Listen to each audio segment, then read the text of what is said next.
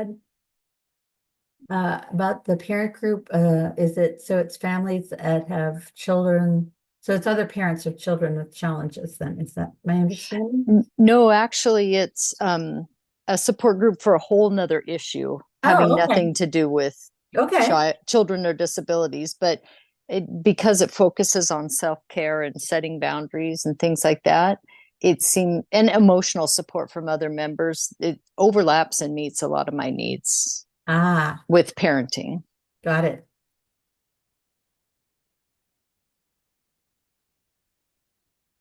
So I was going to open up the screen here to see if I can get the PowerPoint to show again. Here it comes.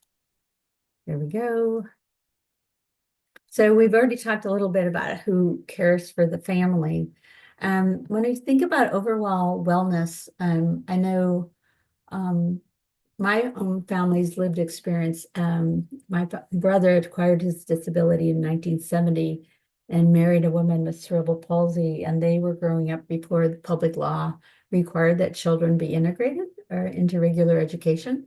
And uh, there wasn't a lot of social work or someone just they would go to the medical appointments, but there was never necessarily somebody checking in, just what are the biggest issues for the family, whether it's something physical or emotional or whatever. And I was wondering if anybody on the call would be willing to share a little bit about that.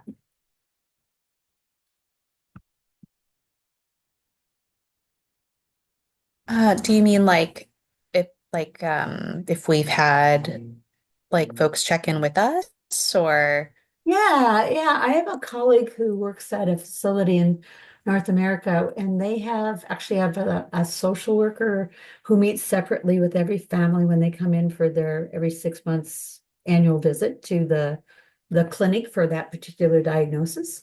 And it's kind of a temperature check-in for the family. And I was wondering if anybody had experience with anything like that.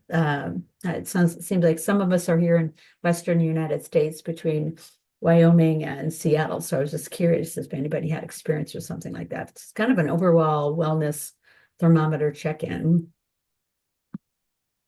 know that I have. I mean, I've definitely had, different conversations, I'd say, as like part of intakes for services. So Mhm. my son, was fortunate. We were able to participate in the Birth Through Three program in Washington State. Mhm. And we did that through the Boyer Children's Center. Mhm. And they were wonderful and, kind of asked us some of those questions when we were first getting started with them. And then I just recently learned about the Washington State, this is through the Department of Social and Health Services, the Developmental Disabilities Administration, Okay. or the DDA. So our family was looking into that a bit. But I think it's quite like a involved application process. So we haven't completed that yet, but I understand that I think there is, I'm not sure who does it for who completes it for the state, but kind of to evaluate your family's needs and wellness. It's interesting because I remember this is another freestanding children's hospital of the colleague that presented, and they talked about how as the children, they worked with children who are newly diagnosed with their CP and autism or whatever the children had. But oftentimes it was things like what was the thermometer or the big issue for the family at that time. And it could be different if your child is, 9 months old, 9 years old, or 19 years old, right? And this provider shared that it wasn't uncommon. It was big things to the family, like everyone's getting sleep because the child isn't sleeping well, or toileting independence and things like that. But I guess I was also thinking about, every family has their resilience around things. And I was curious if talking to other members of families, if you have found that helpful.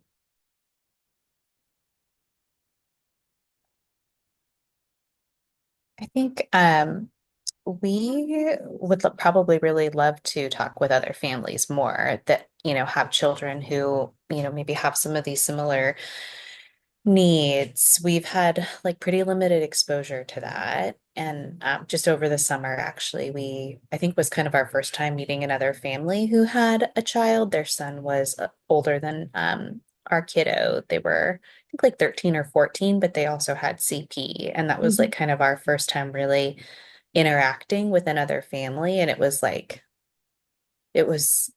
so great.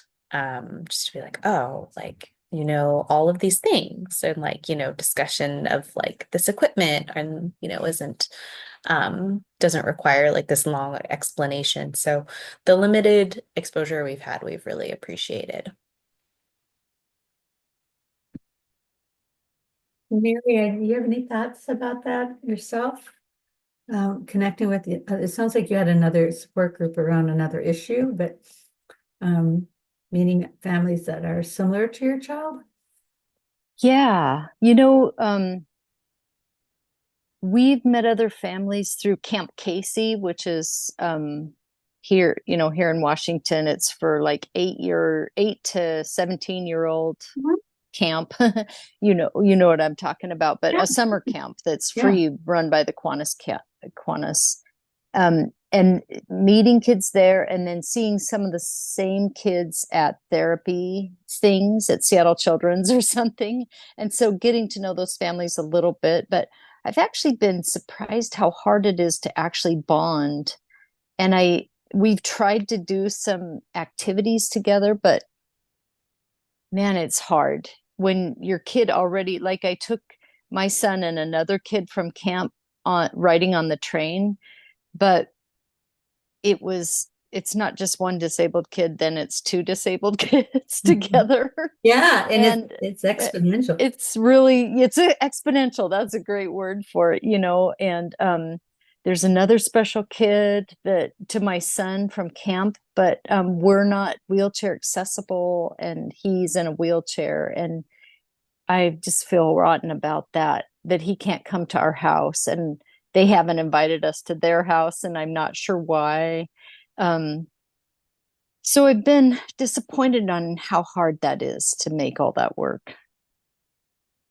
Yeah, I just think with busy lives of the extra activities in the family life that your child with special needs requires just to do daily life, right? And my next bullet really is about daily physical needs, but I had a family who talked about they were a family, they were a sports family. The parents and the other siblings all played sports, and so they were able to explore something called Challenger Baseball, which is a special adaptive type of baseball for children with a variety of developmental challenges. And then there's soccer and there's skiing and there's all kinds of things in Western Washington. And they met a family there and they said they found themselves bonding in the dugout of the baseball and that they now but it was very informal. It wasn't like somebody called them up and said, okay, this family is a good match for you or whatever. um there is an organization called Parent to Parent who was very active for a number of years, became less active, and now is becoming more active again, particularly for kids with physical disabilities, where they match up families based on similar diagnoses and functional levels of the kids, which maybe that would speak to what Mary you were talking about, the experience of a new friend from camp, but maybe not reciprocated because that child happened to be in a wheelchair and your child's not in a wheelchair. I don't know. Um, any other thoughts?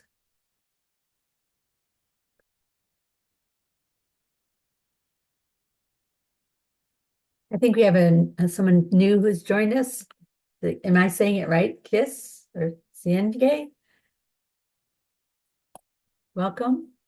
Um, how about just basic day-to-day educational or physical needs? Like some children need more physical needs than others, whether it's um, putting on your orthotics or toileting, bathing, getting them on the school bus, getting him to therapy? Any thoughts of who supports your family to be able to make those things happen?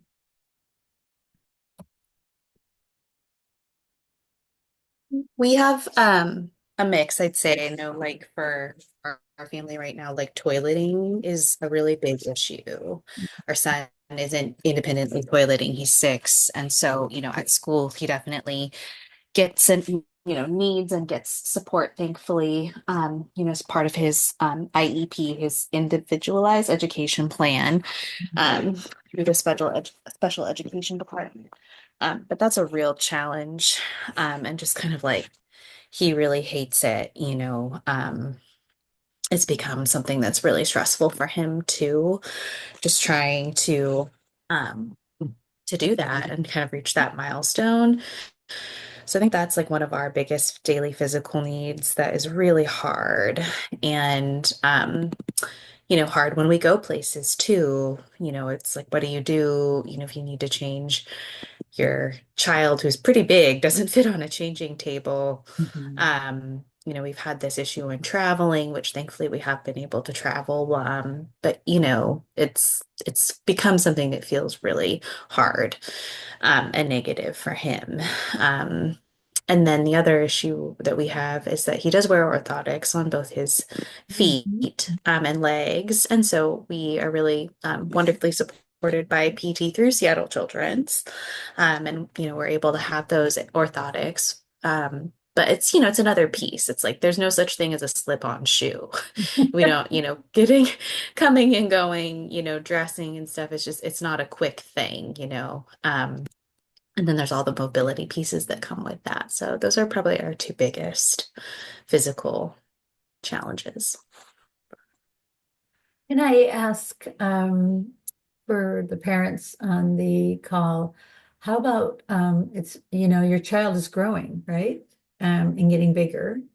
And if there's a fair amount of physical support, thinking about taking care of your body so that it's safe and healthy to allow you to support your child, or has anyone asked or gotten outside help? Like I know pre-PT and pre-OT students who are looking for, part-time work or volunteer work, even not even paid, to have the opportunity to support a person or a child that parents have hired and vetted, and obviously vetted before they would come into their home, but have worked with families to try to offload that physical um, requirement that it's a family member getting them dressed in the morning, getting them off to school, or maybe even driving them to their after school activities.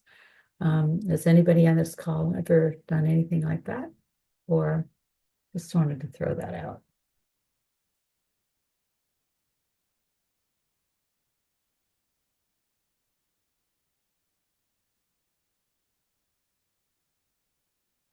Mary, I think you're still unmuted. Or- there Oh, you not sorry, go. not me. I just haven't seen a pathway for that, I don't think. Yeah, that would take a lot of self-initiation. I know I've referred personally as a provider who's had fortunate to come alongside families raising children with challenges, where they have come and said, "Oh, we're looking for somebody to help us drive them to therapy or to help us on weekends." Or so I've sent a number of families to the OT and PT curriculums at the University of Washington and at UPS that have therapy curriculums in the state of Washington. They often have undergraduate students who would like to become physical and occupational therapists or speech pathologists or whatever. Um, and oftentimes those connections sometimes are a win-win for the family and or for the child with the physical challenge, and a little bit of a respite, so to speak, from the daily physical requirements of caring for a child who needs a fair amount of physical support.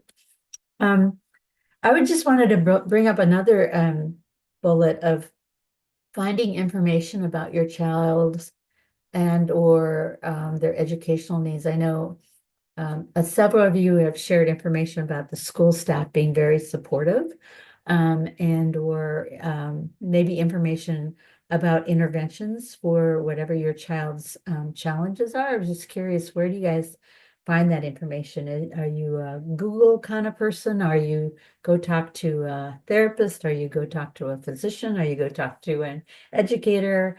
I was just curious, where do you find information and or support around educational type issues or concerns?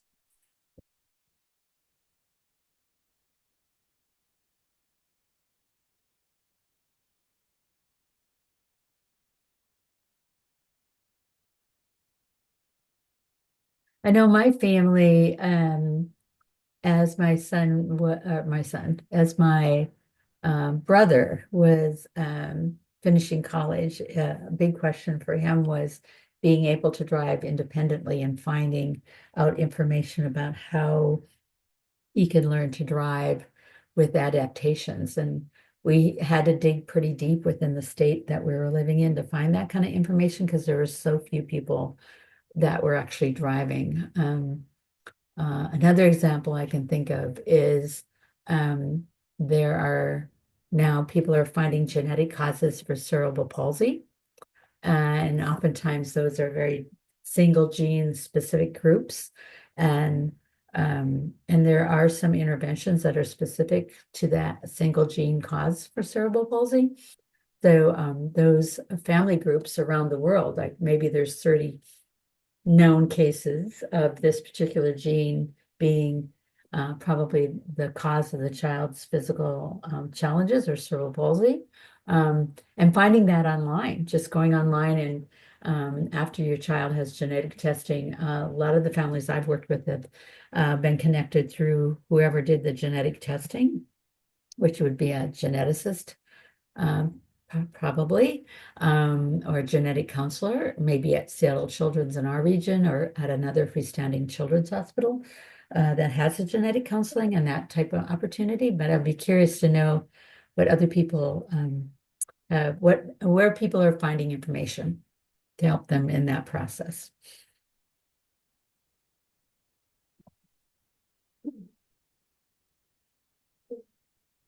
I mean, for us, it's really a combination of a lot of places. I mean, we've gotten a lot of information and education from our providers, at Seattle Children's for sure. My son is seen by a number of clinics, and so we get a lot of information there, ideas of things we could do some further research on at home. We did get a number of leads from the Boyer Children's Center, so we did do private physical and occupational therapy for a period of time at a clinic down in here in Seattle in the Georgetown area. And then school too. So, we've kind of gotten it from a number of different places. I think what's been sort of the challenge is just prioritizing using that information or looking into it or going through the application process or being on the wait list for things. I know it took us a really long time we wanted to do aquatic therapy for my son, and that took us a really long time to even get just because of the long wait. So we ended up just doing like regular swim lessons at the public pool in the interim, which, turned out to be great too. And we've done that a few times now. So I'd say we've gotten information from a number of different places. I think it's just, utilizing it and kind of not getting discouraged, when something that you seek out maybe wasn't the right fit or, didn't work out or what didn't feel that helpful, and then kind of, going on from there. Anyone else have anything else they want to share? Well, just that I resonate with that so much. Both that information comes from kind of all over the place, and then also trying not to be discouraged if you don't have the bandwidth to follow up, or if the match is not right, or you have to, that kind of stuff. Just staying encouraged. Exactly. I think that's very interesting. I have oftentimes, as a provider over the years, had families come in and they'll bring a Facebook or an Instagram video of a child that looks very similar to their child in a type of therapy or working with a particular wheelchair or walker. And because there always seems to be, particularly for children who need support to be mobile, whether it's an orthotic or a walker, there's a lot out there. And they bring in a video, and it may be from a device that may or may not be available in our part of the world. So I was just curious how people. Duerme de lado.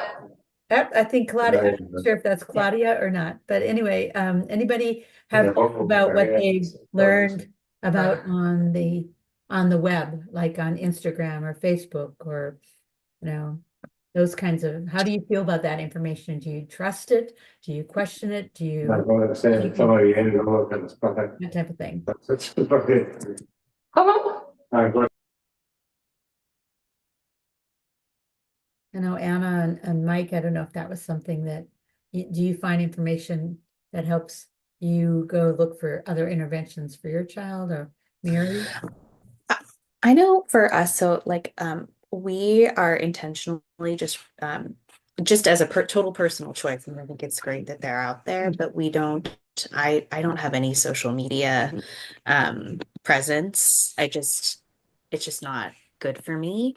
And so I think if it's not something that we're kind of researching on our own, it's usually like we'll get a lead from a trusted resource like school or the hospital or a clinic, and we'll kind of go from there.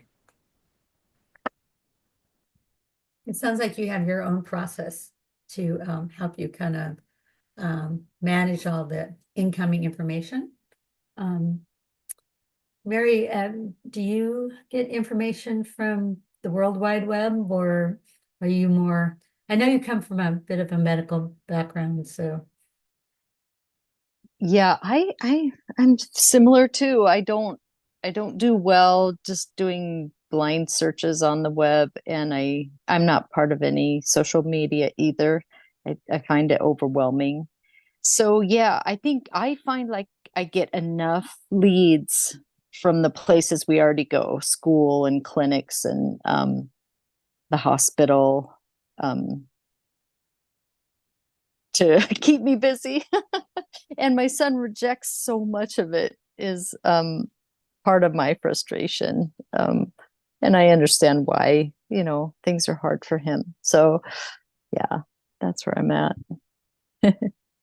Well, Mary, maybe I can share as a sibling of someone who acquired a disability, and I remember him just raging that he did not want to go to his occupational therapy at all. It was boring. I mean, he was like barely 18 when he acquired his disability, and had had a full physical life before then, and then became obviously someone who needed a wheelchair and adaptive equipment for the rest of his life.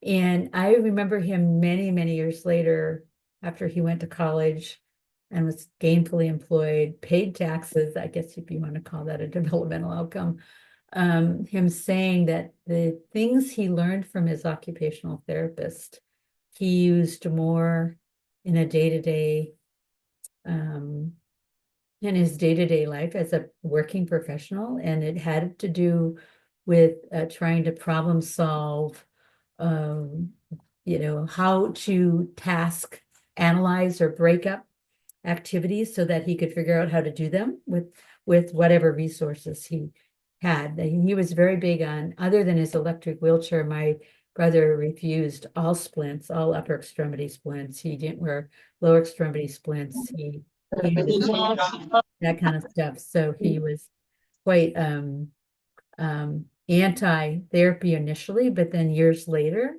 he saw the value of it. Which is, I don't know if that's a good analogy or not. Oh, it's awesome. Thanks for sharing that. That's I helpful. feel like my son's gonna get there too eventually. Yeah, well, He is developmentally, 17. that's probably normal, Right. right? To like, oh no, mom, you don't know what you're doing, kind of. That I think whether your child has challenges or not, from a disability, that's just kind of a normal developmental emotional milestone or whatever.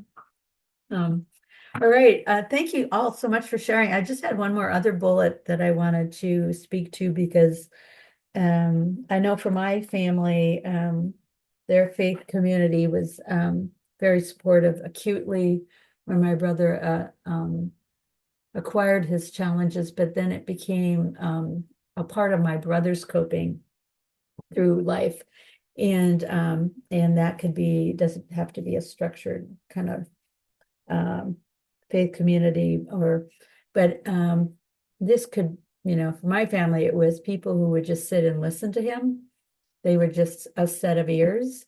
And when he would engage and ask for advice, he spoke about people coming into his life as mentors, people who were physically disabled and some who were not. And he found them to be very helpful. And I was just curious if that type of experience has happened maybe for you or your child at all.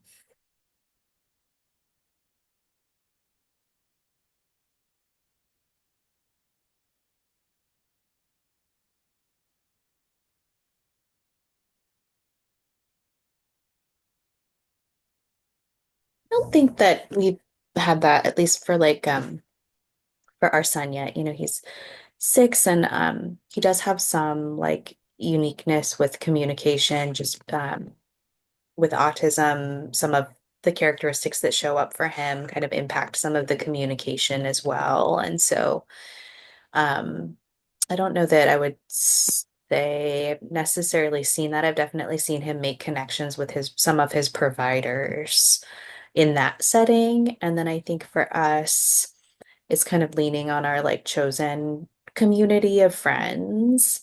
Mhm. Um, I don't know. I think I personally struggle, even with close friends, just I feel like, oh, I never want to put something else on someone or, put too much on someone and how much sharing is too much sharing. And kind of always trying to like think about how much everyone is holding all the time. So I think that's why I like only sort of in that professional like counseling setting have I felt like maybe a little more free to share because that's person's occupation. Mhm. Mhm. Mary, any thoughts from your family? Um, I am kind of lucky to have a sister who has a child with cerebral palsy, and she's, probably 8 years older than my son. So, um, I've been able to watch how they solve their problems, but also just, um, consult my sister for support. But it's I feel the same. I don't know with my friends that don't have disabled children, I don't know how much to lean on them. And my son's not easy to be with for a lot of people, his personality. So getting together with other people is hard. I can appreciate that. I have a sibling who has a child, two children with dyslexia, one with a limb loss and another one with auditory processing, who's really on the spectrum. And um, uh, even his own siblings have learned to just understand when he's in a good space, and when to interact with him or not. As a putting on my therapist hat for a second, I would be curious, do you think, and I've heard you all share that you get a lot of support and information and check in from school and therapists and providers. I was just curious, do you think that we, the collective providers, could do a better job, or is there more things that we could do better? I was just curious.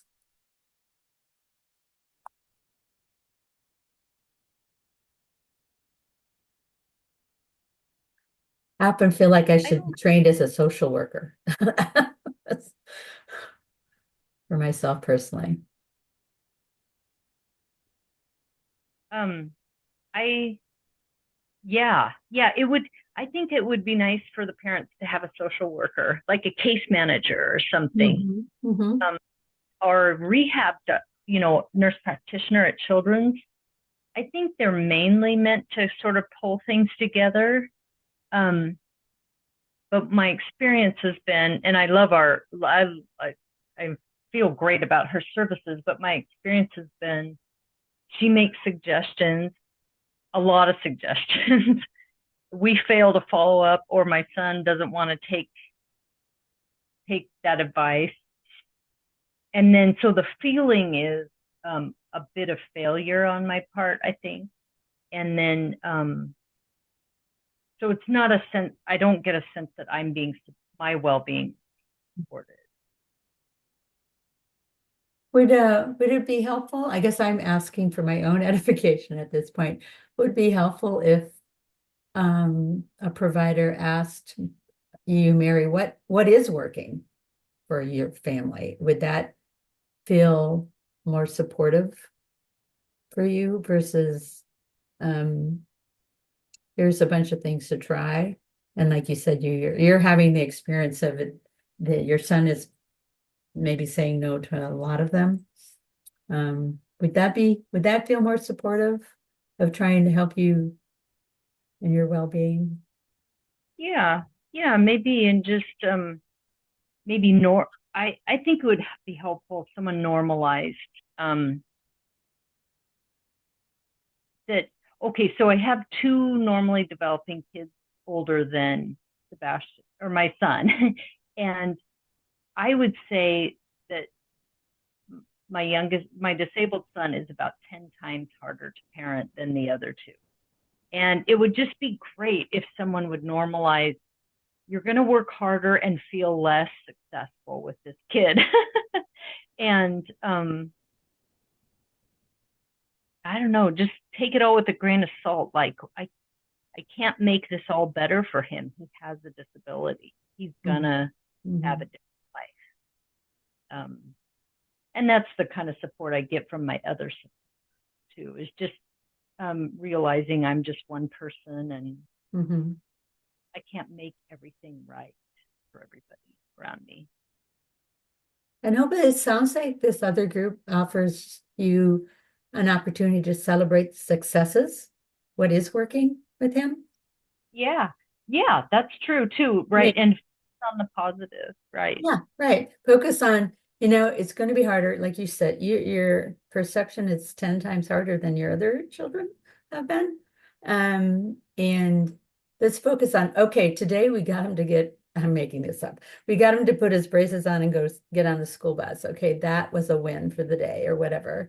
Let's focus on, awesome, that's great. Focusing on the win-win part of it. I think every parent could probably, whether you're parenting a child with childhood disabilities or not. There are days, I know myself, I'm like, okay, I don't know how I felt about my parenting today, or I don't know how I'm feeling about myself as the family unit, right? So. Yeah.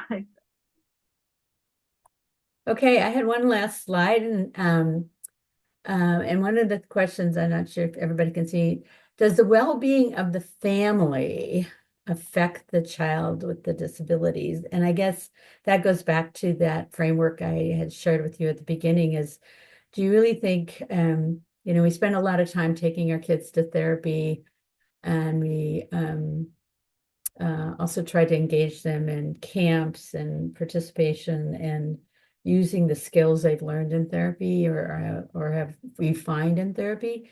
How much do you think if your family's doing well, your child is also doing well? I guess that's a rephrase of that question. I just want to throw that out there to see if any of the parents or the professionals on the, and do you think your need for your families for care has changed over time versus what you needed when they were 3 and now when they're 13 or eventually when they're 23 and older? Just throw those out there to see if there's anything that you all would like to share. And I think for sure for the first question, like I would say for us, like 100% the well-being of the family affects our son. Like hugely. So I do think like that's a battle, all the time. It's like, even if I'm so tired or I'm fed up with something or I feel kind of hopeless or down, like, how do I be productive and put my best foot forward um, for my son? But yeah, I mean, that's a constant moving target and work, self-work. And I think over time, yeah, like I think just the transition of having like a little, baby or toddler at home Mhm. versus then, you're putting them, or in our case, we put, our son into public school, Seattle public school system, and the need definitely changed. I found that a really terrifying experience, and honestly, still do feel just like terrified every day. You're gonna get a phone call, something happened. Mhm. Um, so I think the needs increase. We were kind of able, I think, our timing also, it was like right during COVID, Mhm. when my son Oh, was just a little guy. And so we were kind of this little insular unit and kind of could um, be in our little bubble, which I think, had advantages and also disadvantages. So I think, yes, needs certainly changed over time. I appreciate that, particularly, and the parenting through COVID was challenging. But I think the well-being, I think it's well known that families that are um, healthy, and for some families that in some work parts of the world, that means food on the table, heat, um, um, etc. Those are not stressors for a family, but there can be other stressors. And so the well-being, we know that for children without childhood disabilities. So it makes sense that it would support a family parenting a child with childhood disability. I know my personal family, the kinds of support my family needed over time. I saw my personal family needing more mental health and emotional support. It wasn't so much about getting a wheelchair for my brother or a stander as he changed. Figuring out how to support him to be the best, grow up to be the adult, go out and have his life and be able to do what he wanted to do as an adult. So I really personally felt like our family's needs for care were more mental health later on than actual physical needs when he was younger. And again, I was a 12-year-old when he acquired his disability. So my memory of what that was all about can be very different too. I don't know. It's always interesting to talk to siblings. It'd be like, do you remember what was that like being the sibling of a child with physical or childhood disability? So Anna, I don't know if you had something else you wanted to say or share. No, no, that's what I had to share. Awesome. Well, we have come to the end of our session for here in Seattle for today, and thank you. I know we were a tiny but mighty group, and I just want to thank everybody for being courageous and sharing. And I know I've learned a lot, heard things that were similar to my own personal lived experience as a sibling of a person with childhood disability, but also I hope will enhance my interactions with families as a professional as well. There are several more time zones of events, so I would encourage everybody, if they wanted to go to the IAACD website, there's several other um, uh, time zones that will be having English speaking, if English is your first language, other sessions with varying topics. So feel free to join if you can. And with that, thank you all for your time, and I really appreciate, and maybe we'll see you guys next year when we do it again. All right. Thank you so much. Take care, everybody. Thank you. All right. Take care. Bye-bye. Your perspective. Really appreciated it. You're welcome. It's my pleasure.